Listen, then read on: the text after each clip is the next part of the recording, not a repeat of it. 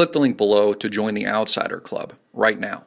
Find out how to avoid and profit from the economic collapse. Hey everybody, I'm Christopher Green. You're tuning into AMTV Alternative Media Television. So according to Malaysian authorities, Flight 370 has been found. Not really. You see, they don't have any physical hard evidence at all. But they do believe without a reasonable shadow of a doubt,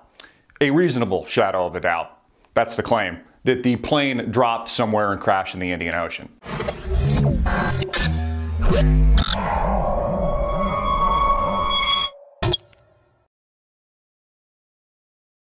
No hard evidence, no physical evidence, but it's been found in order to quell fears and to quell the conspiracy theories, which I believe to be fact, or more facts at this point than what we've been receiving from the Malaysian government, authorities, or the intelligence community at large around the world.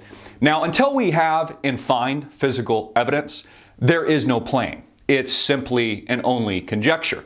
Now, the latest report, according to the mainstream media, that's gotten, by the way, this entire story wrong from the get-go, literally step by step by step by step. Every oil slick, every sighting, every alleged satellite image has failed, has been erroneous, has been wrong. Now says that the plane dropped somewhere in the Indian Ocean near the Maldives, near that resort area a lot of honeymooners like to go and get a nice suntan, bake out in the sun. That's what we're expected to believe. And a company, a British company, yeah, like that could be trusted. I mean, if you trust Piers Morgan, then I guess you trust this company, Inmarsat, which says that they now have, allegedly, satellite images, which makes no sense at all because, again, wasn't that the whole case? Wasn't that the whole point about Flight MH370? There was no satellite images. Remember how it went off course on its way from Kuala Lumpur to Beijing, then disappeared in its last known location? Remember, that's what the intelligence community told us.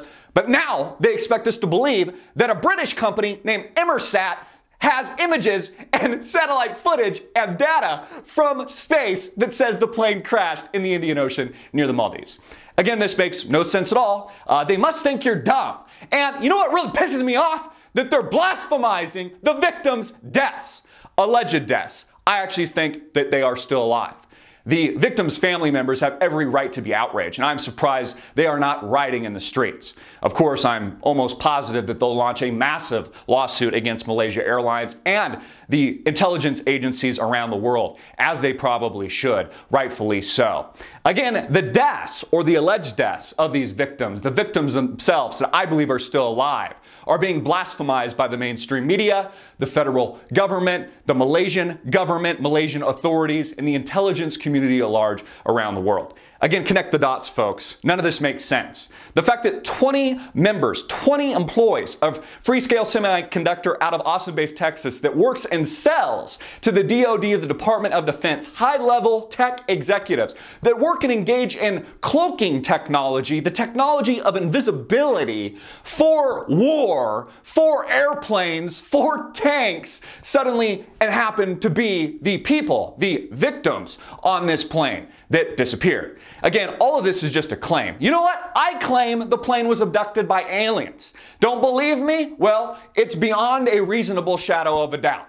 See how that doesn't make sense? There's no hard evidence. There's no physical evidence.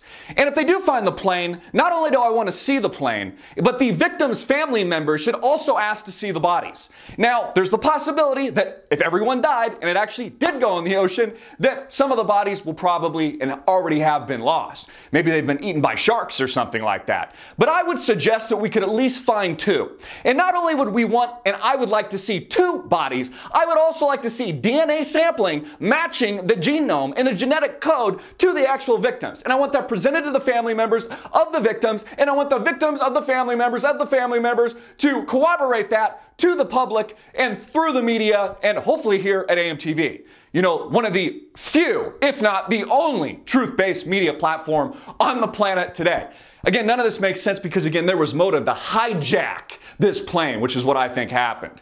I think that the authorities, because they need to quell conspiracy theories now, they need to quell reality, they need to quell and contain the fears, the growing fears that after 2 weeks, a Malaysian airline, a commercial airliner, has gone missing. You know, if this was an act of terrorism, if this was a really well thought out plan, as we've discussed before, they'd be equipping this thing with a nuclear bomb and ramming it into a city, God forbid. Ramming it into an American or European city or really anywhere around the world. You know, if the terrorists at work here, either inside the federal government itself or outside of it, maybe a nefarious regime or a terrorist group, if they were smart, they'd capture a second plane at this point. Could you imagine the fears then? Could you imagine travel would just grind to a halt? I mean, who would want to board a plane then if two planes could disappear in thin air? Again, the plane's been found, folks, beyond a reasonable doubt. There's just no hard, credible evidence. So basically, it hasn't been found. It's all a lie. Again, there was motive here. There was motive, and there's been intense and very real speculation surrounding the pilots themselves. Not only two Iranians that have allegedly boarded the plane through a mysterious person who paid cash for tickets illegally named Ali. A lot of that propaganda, I think, just to displace Iran in the Western agenda to destroy their credibility and destroy their image.